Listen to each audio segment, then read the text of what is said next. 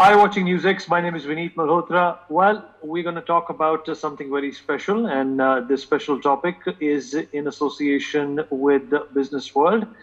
And the economy finds itself in deep crisis today. Obviously, there's sectors in the country which look promising, but at the same time, there are a lot of sectors which find themselves in troubled waters. Well, the current dispensation, the government has done a lot when it comes to helping out MSMEs, when it comes to helping out migrants who in fact have been rendered unemployed as a result of this pandemic.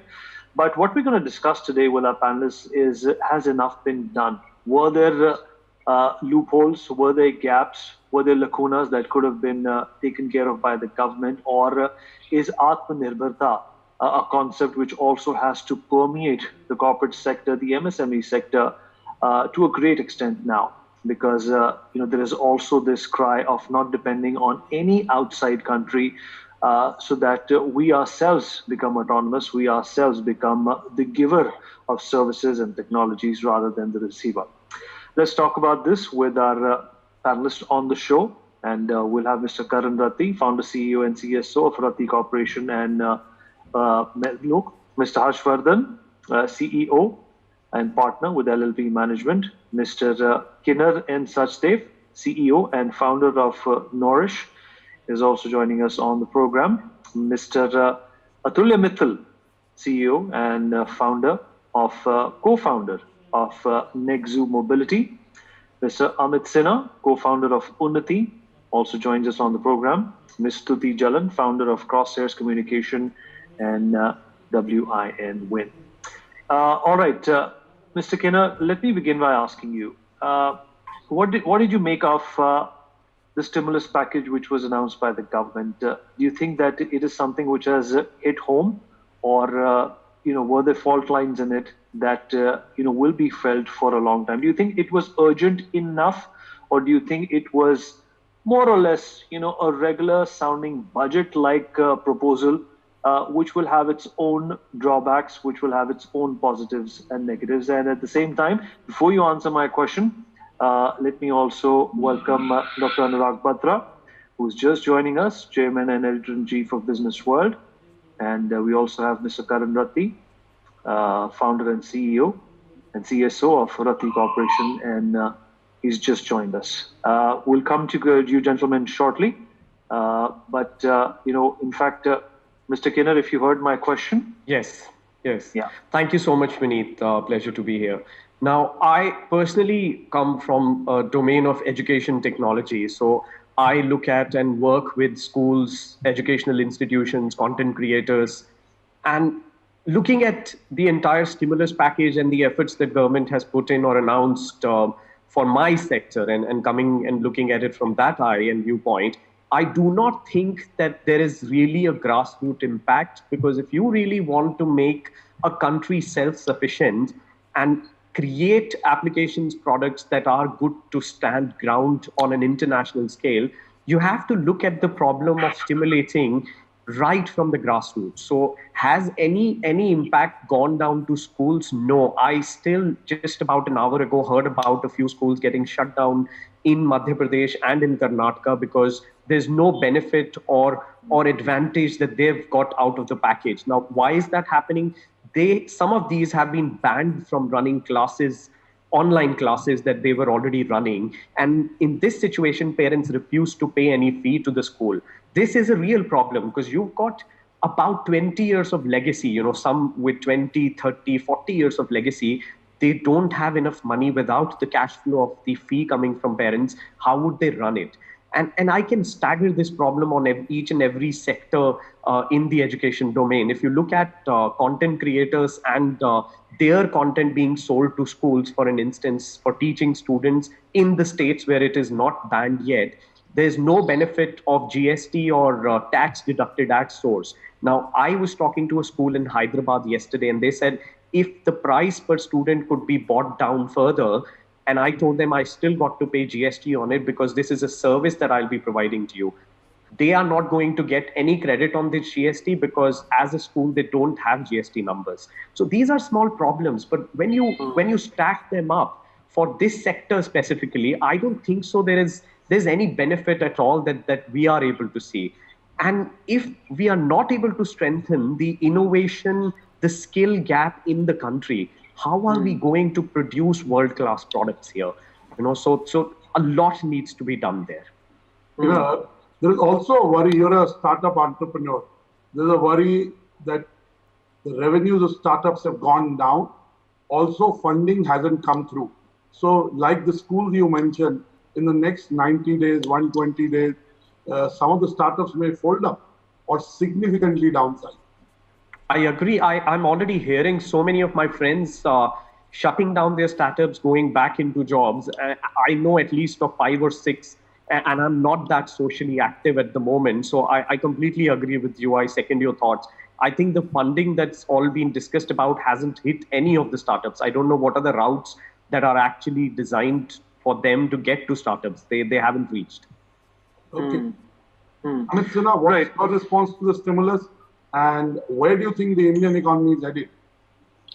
So I'll while overall we have also heard a lot about the whole stimulus package and all, and on ground, I would agree to what Kinner has been saying, that we haven't seen so much of an impact on ground in terms of, I think there is a lot of lack of awareness and understanding as to how to get access to all the benefits that the government says that they are providing. Like as a startup, we have this whole challenge where we don't know where to go to get it and stuff.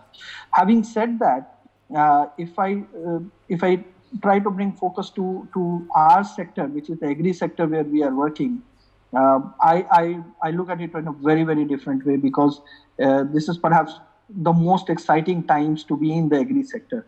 Okay, there are a whole host of changes that have been announced by the government, and definitely these are far-reaching and had been sort of being asked for since quite a long time. And a lot of these changes in terms of letting the farmers go ahead and deal directly with the corporates and with all kinds of food processors, and making the market much more open than what it was, will significantly help in bringing the transaction costs down for all of us in the ecosystem. And we, being an agri fintech kind of a firm, at the cusp of and at a junction of not only the agri scenario but also the increasing digital adoption, perhaps I think it's a very exciting time to be in. While definitely there are a lot of challenges which have come up from the whole COVID scenario, and but I think exciting times, Mr. Sinha, is a word I haven't heard in a long time. Yeah, and it's good to hear. I would say, so what I was going to say next was, in the near term, it will, a lot of the teething problems or the initial challenges that we faced in terms of on ground like COVID related challenges will keep on continuing. So in the next couple of quarters, I don't think any of those challenges will just go away. But with the kind of changes that at least in the agri sector that the government has ushered in, we would definitely expect it to be taking off from here significantly. And in fact, honestly, agri has been one sector, while obviously every sector has been impacted, agri has been equally impacted badly. But in a way, it has sort of got back somewhat on its feet from whatever it was earlier. Okay, so, right. Karan, do you think specific sectors have not been addressed by the government? And that has exactly been, the crux, the epicenter of this entire problem. That, it was a very broad stroke and specific sectors have been ostracized. Yeah, I totally agree with you. And by the way, thank you for having me on the show. Thanks, Anurag. I think, first of all, I've heard a lot of, when the whole stimulus package was announced, I heard a lot of positiveness going around. And then slowly and steadily, as time went by, we saw that people were getting more and more negative about the stimulus package. And while I agree on a lot of points, one thing that we have to agree is that, any kind of stimulus, first of all, in a situation like this is good. It's a positive thing. what happens is that it's, again, at the end of the day, a very difficult decision which sectors to focus on, which not to focus on. But I think the critical aspect is the same thing like we do in triage. We have to kind of look at, let me take a medical analogy. When a patient comes in real sick in an emergency room, you have to first stabilize the patient, right? And then, so that's the phase that we're kind of in right now. The government has wanted to stabilize the situation by putting in that stimulus, by putting in the money that's required. On the ground, I did hear, the panelists, Kinnor and Amit, mentioning that the ground situation is bad, but they haven't really seen a lot of that getting deployed.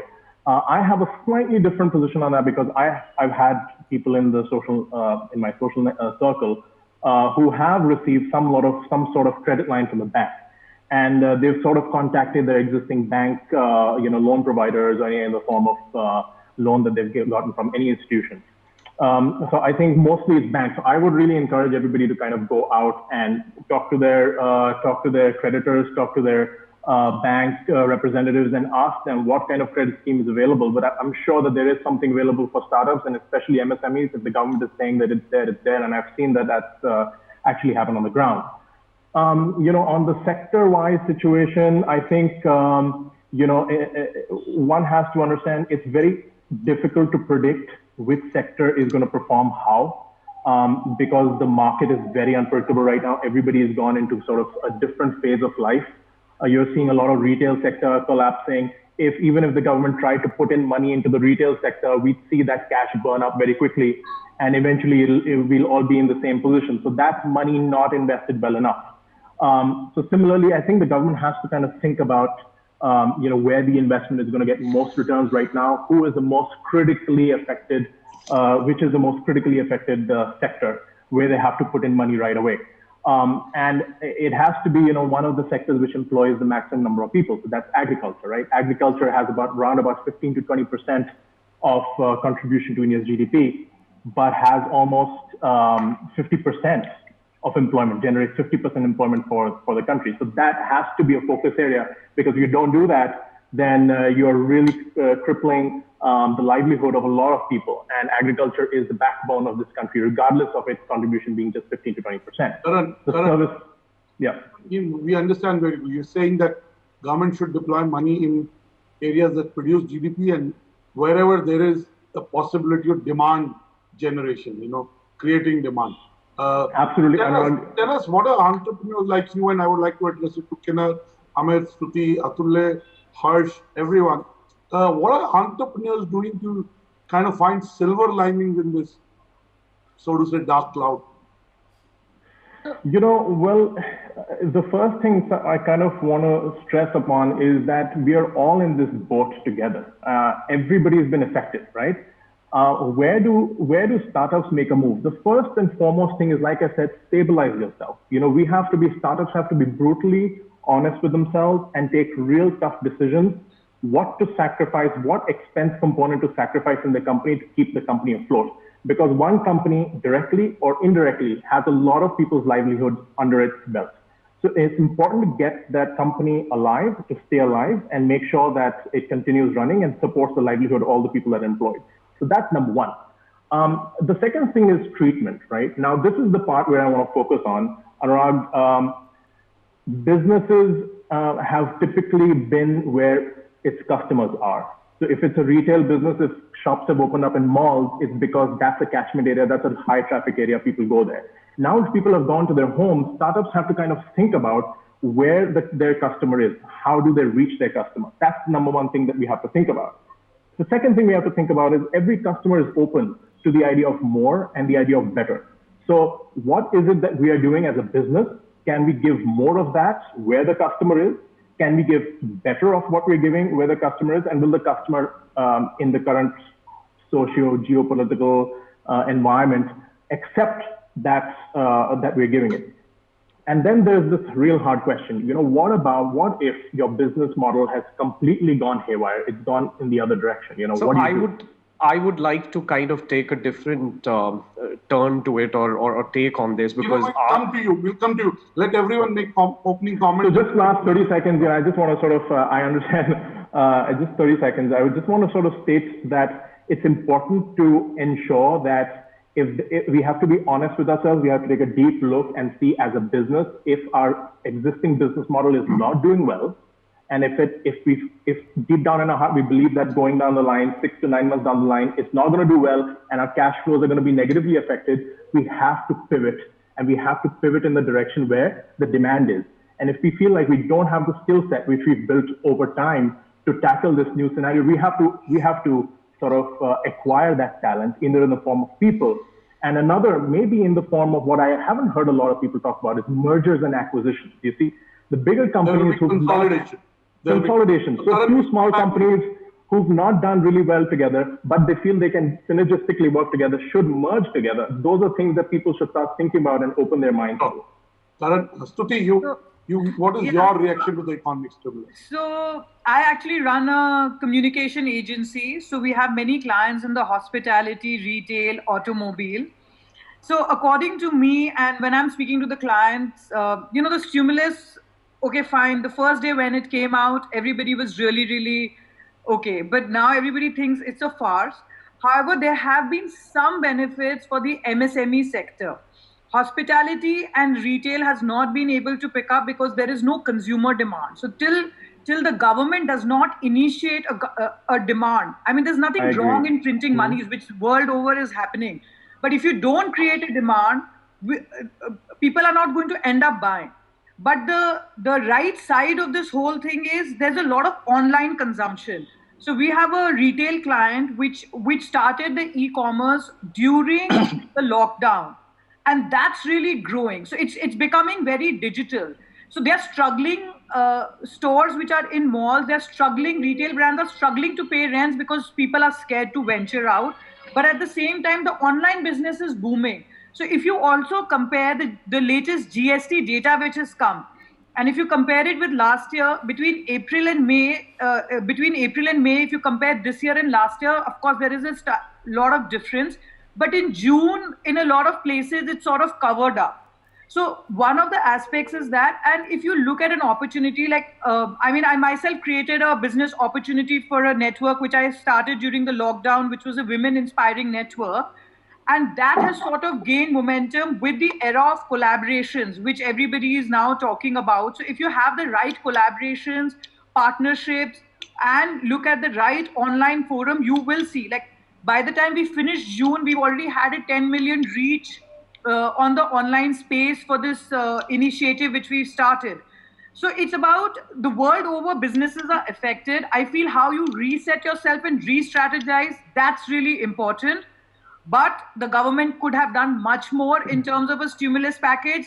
I mean, that's a lot of debate. If you hear people like Rajiv Bajaj and everyone saying we flattened the wrong curve. So, that's where I'd like to leave the thought with. Yeah, hi, Anurag, thanks. I think on the stimulus package, somebody mentioned triage. And when we heard the stimulus package, we were quite relieved because we saw that it affected the weakest sections of society. And at this time, we really needed to maintain social harmony above everything else.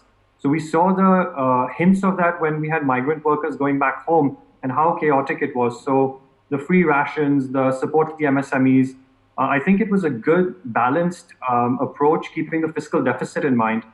I like your question about what are we doing to find the silver lining. And quite frankly, so we're in the electric two-wheeler space. We've been making these for a few years now, and the primary supplier base has been in China. And now we're finding an amazing opportunity where the engineers, when we were talking to them, they were saying, yeah, this is going to take 6 months to localize, 9 months to localize. We're now putting 90-day plans on things. And we're getting calls from our vendors saying, hey, look, there's a lot of issues with China. Let's work on this together. So we're actually seeing an amazing landscape where the talent and skills which are kind of hidden in India are really coming out, especially in the engineering side. So for us, actually, the next 90 days looks super exciting. And we're not needing to look for the silver linings. Rather, the silver linings are kind of popping out with glitter all around them. Okay. Harshvardhan, that's nice to hear. From CXO, Mr. Harshvardhan? He's not here, Anurag. In fact, Mr. Kinner wanted to make a point earlier on. Go ahead, Mr. Kinner. Yeah, so I have something to add from the point of view of improvement in the business and looking at the silver lining. So post the lockdown, we've been able to close a pre-series A round for our venture. We were at about 500 content creators. So our business is online. We enable people to launch courses online. And from 500 in the last 65, 70 days, we have gone to 4,000. It has all happened because the demand for online courses, for people to go online and save their livelihoods by teaching. So if they were teaching offline, they needed tools to kind of go online and do this. And that's kind of totally turned around. But because your question hinges upon what the government has done, when I look at how has this all happened, I think this is all happening despite the government. I mean, I don't see anything, and my circle of influence stays in my domain. I would not be in a position to comment on how does it benefit other sectors of the society. For this particular sector, the progress that education technology companies are making is based on the demand side. I mean, the government stimulus, the tax relaxation, or promotion of innovation or online courses, are actually nothing has happened of that sort from the government side. Yeah, actually, I'd love to talk a bit more about that. I'm seeing in our MSME sector, for us, we're actually very happy if the government steps out of the way and doesn't do much. But there are a few systemic problems with the MSME sector in India, one of which is that we don't have enough equity finance available. So you've got big companies which go for IPOs, and we see the Sensex shooting up every day, but MSMEs still don't have that equity buffer which they need so that they can actually go and avail bank loans.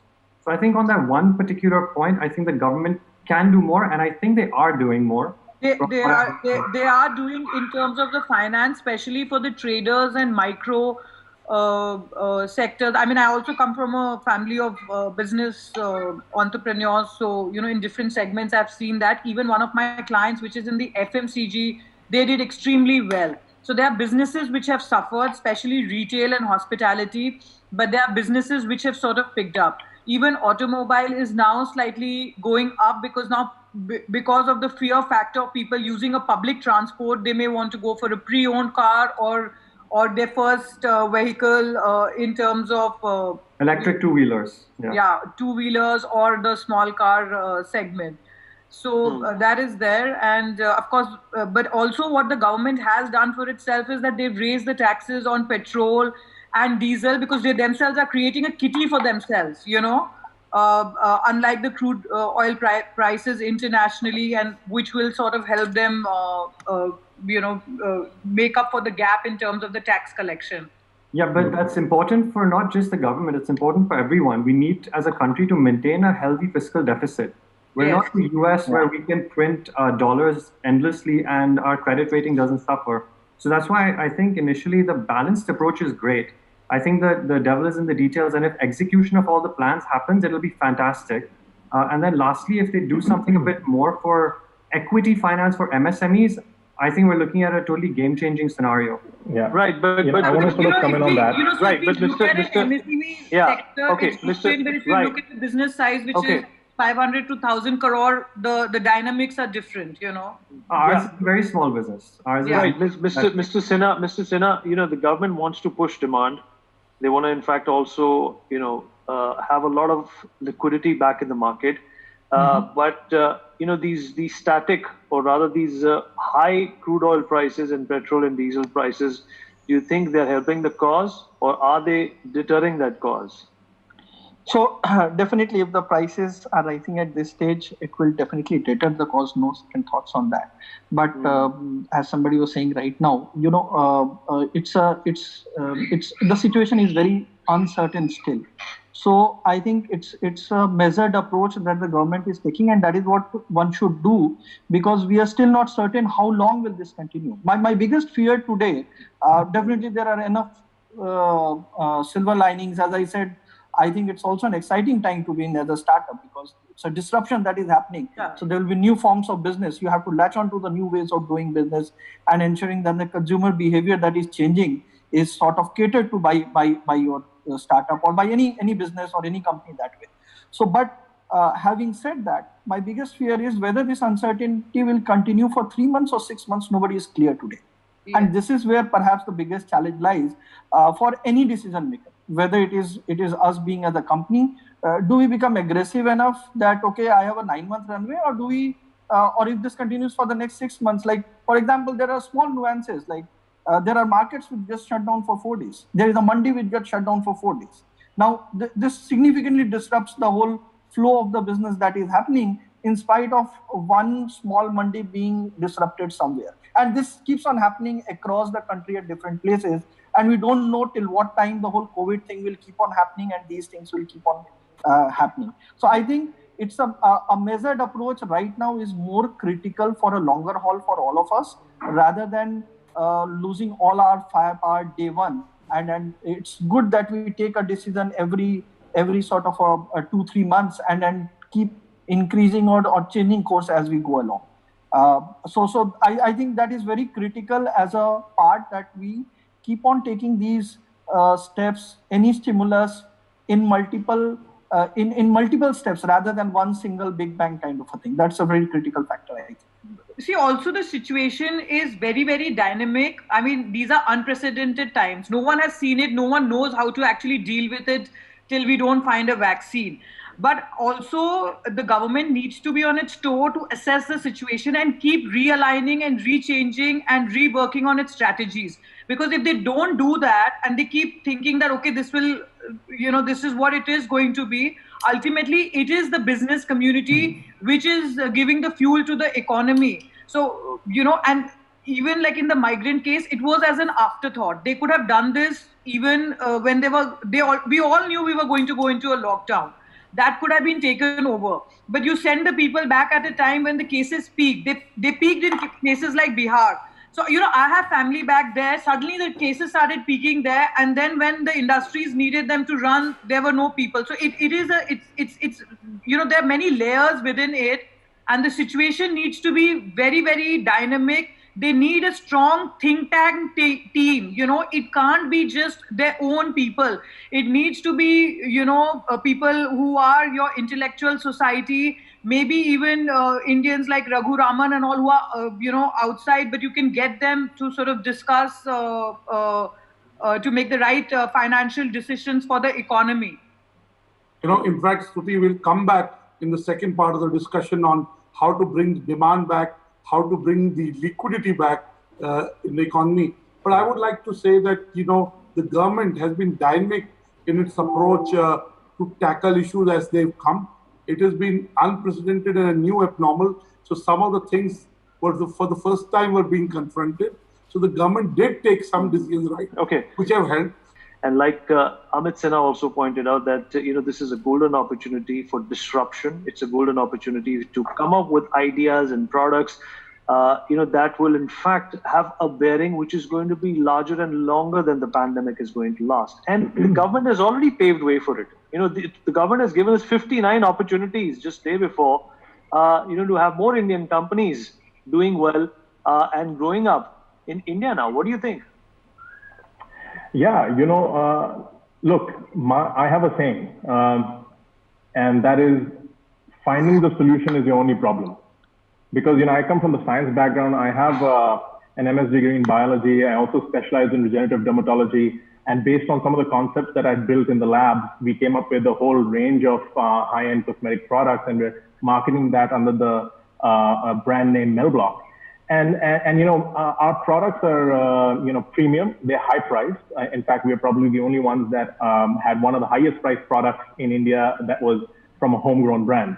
So you can imagine that when a situation like that happens, you definitely find yourself in a soup, because for 30 days in the initial lockdown, there was no sales at all because logistics network just collapsed. And then even after that, people are trying to conserve money because they've seen that their expenses are going up. So again, like I mentioned, it's really important to stay positive, because you can either go forward being worried, or you can go forward trying to figure out a solution. Like I said, there's no problem as such. The only problem is finding a solution. Having said that, again, it's important to stabilize your company first so that you get a little bit of breathing space so you can think about what else you have to do. The opportunity here is in definitely digitization, but I don't think digitization is something that you have to mandatorily do. You still have to think about, why are you digitizing? Is that going to add value to your customer? Is your customer going to be happy that you've digitized yourself and made yourself more available? Are you giving more to them, or are you giving better to them? Or are you giving them something they weren't getting because of this lockdown? So I think that's the focus area that every startup needs to have, and that's what they need to think about. And you know, just to address again the equity part that Atulya mentioned, very interesting. You know, so what the government has done right now is that if you've had a loan or existing loan that, or your credit line that you've taken from the bank has been able to extend some more to you. But unlike in the past, before the COVID situation, when you had revenues coming in, those revenues weren't associated with an additional cost of interest. This cash influx that has come through credit lines comes with an interest burden. So of course your expenses have gone up. So you have to kind of now take a look at how you're going to manage getting that expense back. But what's important is that there be an investment, there be a business environment created by the government, which is very conducive to investment, right? So what we're looking at is going forward from the startup's point of view, you just have to pivot, you have to go into that direction, which makes you get you know, money in. For instance, I mean, you and Anurag are both in the media sector, right? We're looking at everybody digitizing themselves. So a consumer only has 24 hours in a day, and they only spend anywhere between 3 to 8 hours online.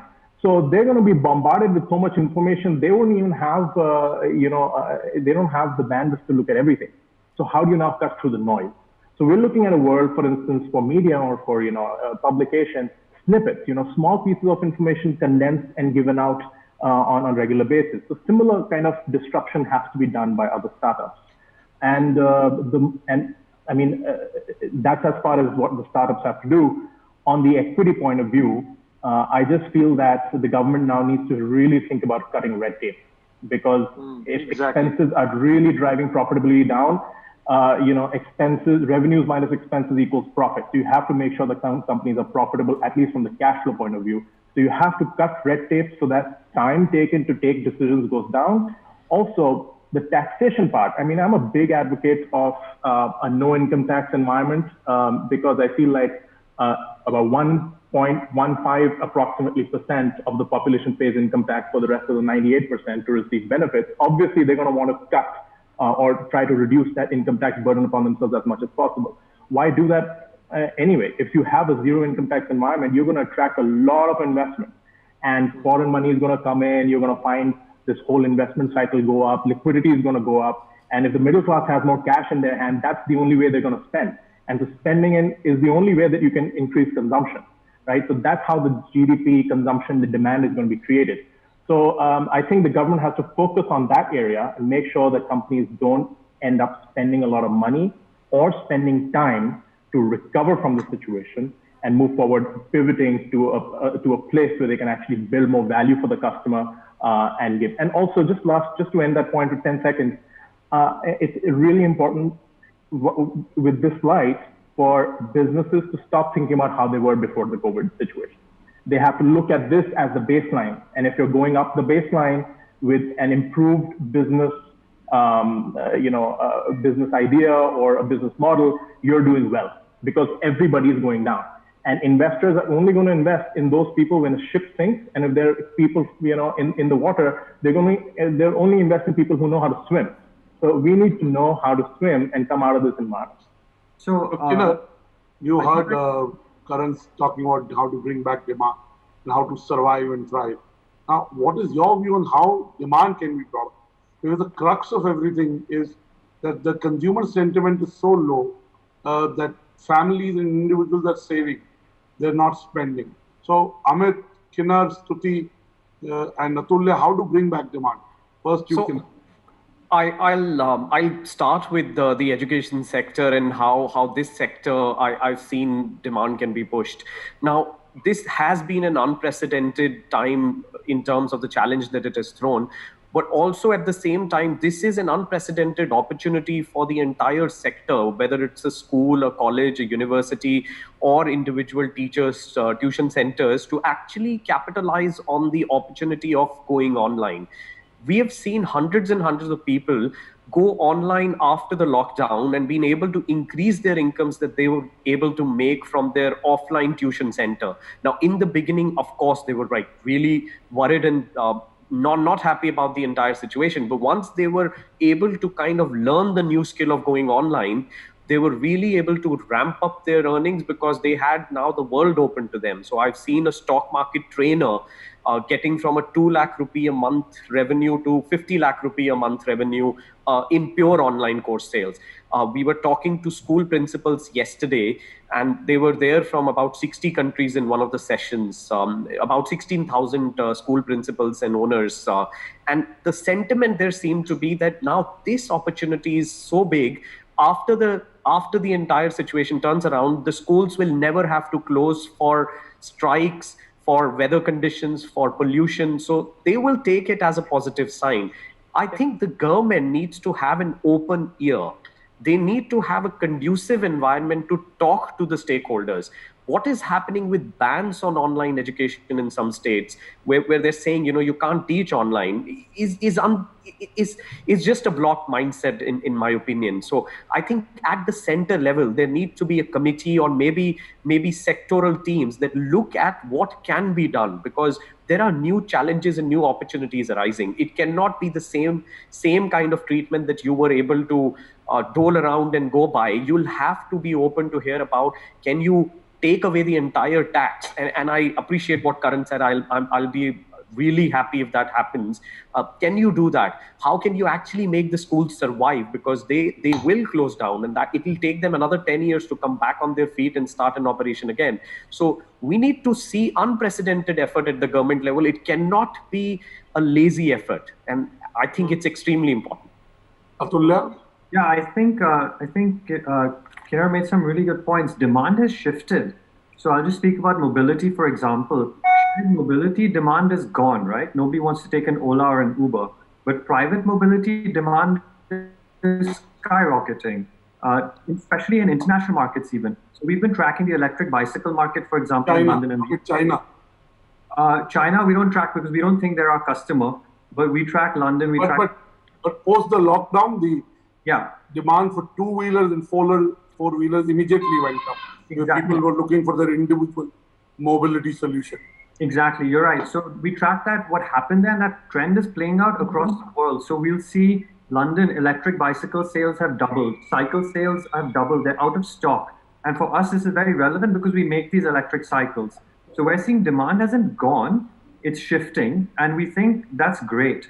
So what we need to do is really provide the right product, and then ecosystem players like banks, they need to fund new products. They need to fund the demand for an electric two-wheeler versus an electric motorcycle, which runs on petrol.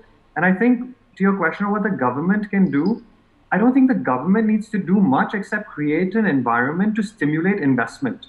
Right now, guys in my company, we're all worried that our paychecks are going to be smaller as we go forward. If we see a whole lot of investment coming in, we'll feel a lot better. And then we will go out and buy the things that we are putting on hold right now. So I don't think demand is going away in certain sectors. In others, like retail, of course, there's a big shift. But there is a big opportunity that is coming. Like I said, that silver lining is there. It's bright. Tuti? So I agree on bits and pieces. So demand needs to be created, but it's also shifted. So we need to create the demand because so there are businesses which would of course go online. So in the retail segment, the businesses which have adapted to online format, they are doing very well. So as I mentioned, one of our clients got covered in the Boston Consulting Group because their e-commerce picked up, and there's someone who's coming in the beauty tech space, which they launched it in March, but the business is getting a lot of momentum right now. As far as he mentioned about education, I mean, I have almost a 4-year-old, and this week, the online classes have started, and I feel the online classes are the future. Schools are adapting to it, and there is going to be a shift. I mean, we all have to accept it. We may not like the screen time, but the reality is there. I personally saw a business opportunity for the content platform for the Women Inspiring Network. I've been wanting to do this for many years, but I got a lot of actors, business entrepreneurs, media personalities, influencers, all giving me content, because I saw an opportunity at a time. So I've invested my existing company's resources into this, and I feel once the market shifts, there will be a way to monetize it. But what it gave me was an opportunity. So it's all about rethinking, re-strategizing, and seeing a positivity. If we are all going to be positive, and as entrepreneurs, the more innovative we are in our thinking, or we relook at things, we have to remember that now it's a level playing field. Everybody is in the same situation world over. So the more you innovate and you come up with ideas, it'll do well. Even some of my hotel clients have actually asked us to re-strategize the business. So a hotel client came to us that they had these apartments in the hotel which they never really paid attention to from a business point of view. But they now want to sell it to people who want to travel to cities. So people don't need to go to big corporate buildings for offices. So the apartment will allow them to have business meetings as well as use and stay in the hotel premises. So I am seeing this change, especially because I'm dealing with a lot of entrepreneurs and business owners in different segments. Everybody is really, with a lot of energy and innovation, is actually thinking what else can they do in this business. And I think they're all gearing up that, of course, at some point the curve will flatten. And if we all gear up, if entrepreneurs and business owners gear up now, they will get the fruit in a few months' time. Yeah, Stuti, I had a question for you, in fact, before we move on. In fact, also wanted to pick up on what Kinnor said, that, education and the conservative approach to education, which is non-digital, is not going to be back for a few years from now. The government is definitely doing all it can, although the Deputy Chief Minister of Delhi, Manish Sisodia, went on to say that he does not support digital education. They are making full attempts to resume schools in the city of Delhi. I don't know how many parents are going to agree to that, but the question I want to ask you is that the government can do whatever it wants when it comes to digitization of education in, the urbane, the cosmopolitan part of the country. What about villages? How are you going to digitize them? Do they have the kind of... I tell you, I'll tell you, I do have a lot of, because, as I said, all my family is in different businesses in different parts of India, from south to east and other parts of India. So I do have, so one aspect is like, if I'm looking at some of the domestic help which are coming, or the poor people from a region of, let's say, Bihar. So, before I knew it about social media, they were all there. So, because of the data being cheap, they were all on TikTok and other social media platforms. So I feel, yes, that, maybe, but I did see some positive stories also in the media for government schools and all, that how everybody now has a mobile phone with data card for the economic weaker sections of society. And that everybody now has it.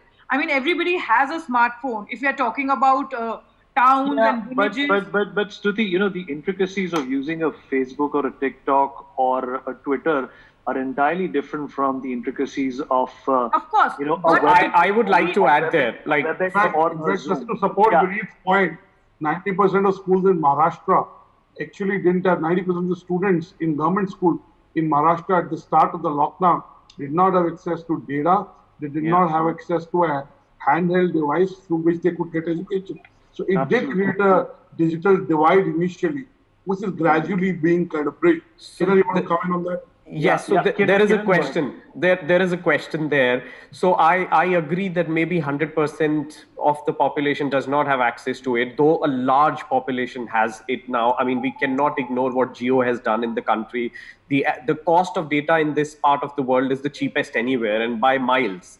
At the same time, if everybody does not have data, does that mean we wait for the last person to get data and access and then we start digitizing, or we do it for the people and feel happy for them? I think the first approach is what any progressive civilization is going to take. So the people who have it, and which, by the way, includes the helps in our, in our homes to remote corners of the country, where the mobile device that companies like Jio have made possible, which are small phones for even 1,500 rupees, let's give access to the ones who can have it, and we will keep extending. as long as the last one does not get it. So I think we'll have to start building it now. We have to be responsible citizens, that if they ask us for that help and support. I did read some articles in the newspapers in Delhi that how 3 kids were sharing it. So if we know as people who need them, see, it cannot be that we are one and they are one. We need to sort of intermerge, and we have to give the support on a personal level and not just wait for everything for the government to do. So because if we can provide that sort of help to give them a smartphone or data or a device with which they can access education, that is our responsibility as a community and as a stakeholder. Because if we dissect the two, then no one really progresses. But if we uplift everybody as we go along, it will mutually benefit everybody. You know, I have a point here. Just a quick one. Let Amit come in. Let Amit come in. We haven't given Amit the chance to speak. So. Yeah. So going back to your point of what should be done, I think one part which nobody mentioned was, you know, I was reading an article today that this quarter the investment both by the private sector and the government sector has gone down significantly. I think this would be very, very critical to bring things up. You know, this is right now we are in a situation where some of the pent up demand that had been there for the last 3 months has sort of come on, because there has been an opening up. So that demand really picked up, and a lot of the industries are seeing, if not near about, at least they're on an upswing in terms of the whole thing. But where it is really suffering right now is the investment bit. And if we don't do the investment back into, I think governments can do a lot, both the central and the state governments, because in the past, state governments have been doing a large bulk of the government investment. So that definitely needs to be done if we have to get the economy going to where it was. So while the investments, obviously the flavor of the investments will... Yeah, I think we are attracting some sort of investments, you know, with the Chinese business and all. I do read about it, and maybe someone else can throw some light. Yeah. Karan, you wanted to make some how things can turn around. We have about 5 minutes remaining, Anurag, and we also need to figure out. I'll just a quick comment on. I'll just make a quick point here. Yeah, go ahead. You know, I think this is a big opportunity for some of the big education companies like Byju's and other digital companies to really make some social initiatives here and try and make their content available in a format that the lower classes of society can understand and digest really, and make it a little bit more interesting for the youth, the young student who's below the age of say 17. I mean, in rural areas, you know, how it is. We all have health and workers, and they have children, and you'll find that they really don't want to go to school, you know, because the school environment, whatever it was. Now they have an opportunity to stay at home and still learn, but the content has to be really engaging. And I think a social initiative would be really welcome. The government's contribution could be to incentivize such an initiative from happening, but not really add more investment, because if the government keeps adding investment, what we're going to find is that unpredictable situations like what's happening on the LAC will keep coming up, and then there'll be more and more money diverted to those issues, which we also need to divert, because we can only sustain this growth in a very hospitable, peaceful environment. So we have to make sure that still remains. Okay, we must get a closing comment from each one of you on where the economy will be 90 days from now. We'll start with you, Atulya. Indian economy 90 days from now, good, bad, or worse? From my perspective, from a startup perspective in the EV space, very good. We're seeing the engineering system rising up to this challenge in a way that I didn't expect, and it's been a fantastic opportunity for me. I've worked in different firms in London and New York, and I'm seeing the kind of talent that we have here. It's really remarkable. So I see in 90 days, massive change in our specific industry. Okay, Amit Sinha, economy being better in 90 days or worse? Definitely better. Better than what we were 90 days back is a question that we still need to figure out, but definitely much, much better than what we are today. I think we have already bottomed out from that perspective. Suti? I think we will be much better off, as we can all see that businesses were affected in April and May. June, there was a pickup. We were almost, at least in GST collection, the same as almost last year. And then I see that growing, and businesses are looking at if there can be some sort of demand which can be created by the government, that would be great. But of course, it's only an upward curve right now. I think it's going to get better. I'm an optimist. I believe it's going to get better and better. And for the sector of education and technology, it's unprecedented opportunity. And I think there are going to be some amazing changes which are going to turn it all for the positive. Final word, Karan Rathi. Yeah, if you just look at the data, if you look at the stock market, from 23rd of March, when it was at its lowest, it's up almost 37%. And I consider the stock market as a collective sentiment of the population. We've got all sorts of investors in there, right? So the sentiment is definitely high, and sentiment is rising, and it's 30% more positive than what it was in March. So definitely, I think this upward climb is going to continue to happen. And if we just go on the roads and we look at the traffic, we see that it's actually increased, and it's continuously increasing. So people are going out. It's just that we have to realize that a virus is a very, very minuscule thing which you just can't prevent yourself from coming in contact with.